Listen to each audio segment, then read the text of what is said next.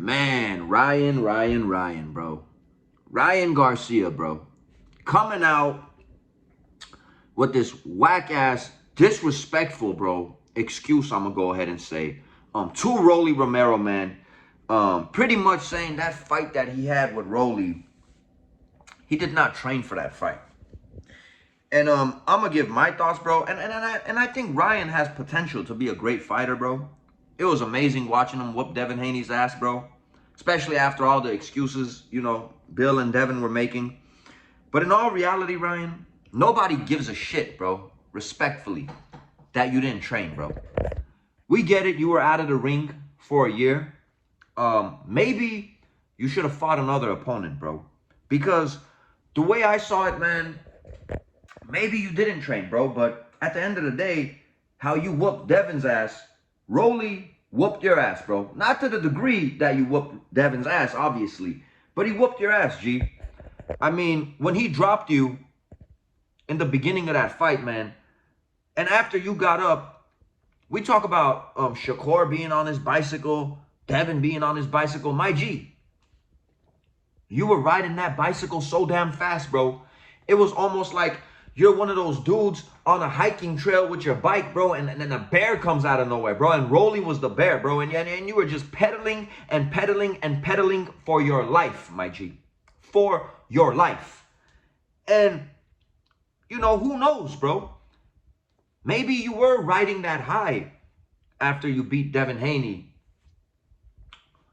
And you were out of the ring for a year, but you're a professional boxer, bro.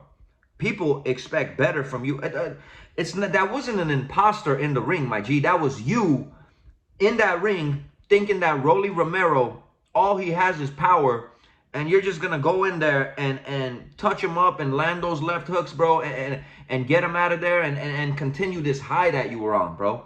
You see, those comments that you made was very disrespectful to Rolly, bro. That's how I'm taking it.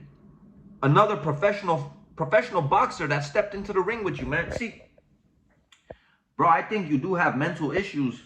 I believe you with your mental health stuff and all that. And I'm not even trying to be funny about that. But I think, bro, what I'm seeing, at least from the outside, you got to be willing to help yourself, bro, before anybody else could try to help you, bro. If you don't want to help yourself, I don't think anyone is going to help you, bro. At the end of the day, it doesn't matter who you go to, what kind of therapies and shrinks and all the what. It doesn't matter what kind of, I don't know, medication, bro.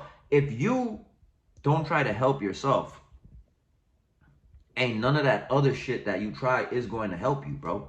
And what I saw that day wasn't an imposter, bro. I saw Ryan Garcia in that ring get his ass whooped, bro. Actually get caught with a left hook from Rolly, get put on his ass, and get up and ride that bicycle all around that ring, bro.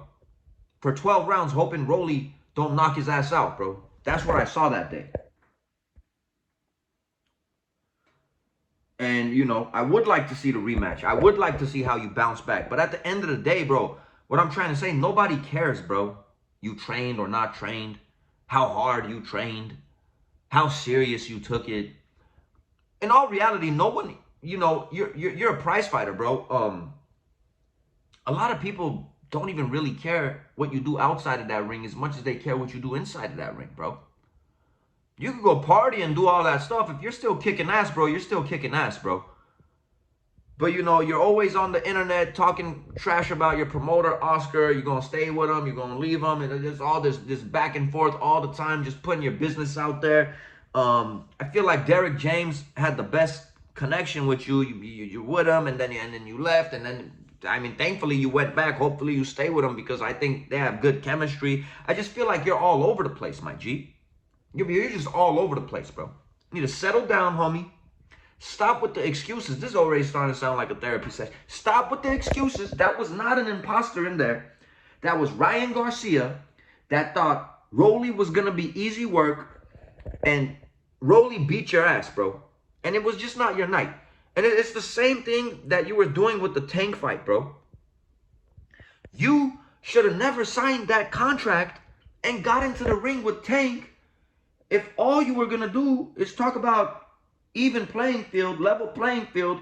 You know, with the whole rehydration stuff. Dog, you shouldn't have signed that contract, bro. That was Ryan Garcia.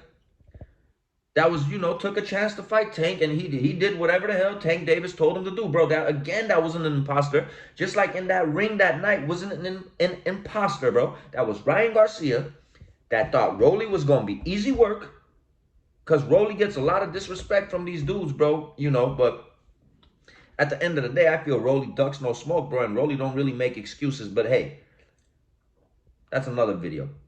Rolly just beat your ass that night, bro. Plain and simple, bro. You just didn't have the heart, bro, to fight. So that wasn't an imposter, bro. That was you.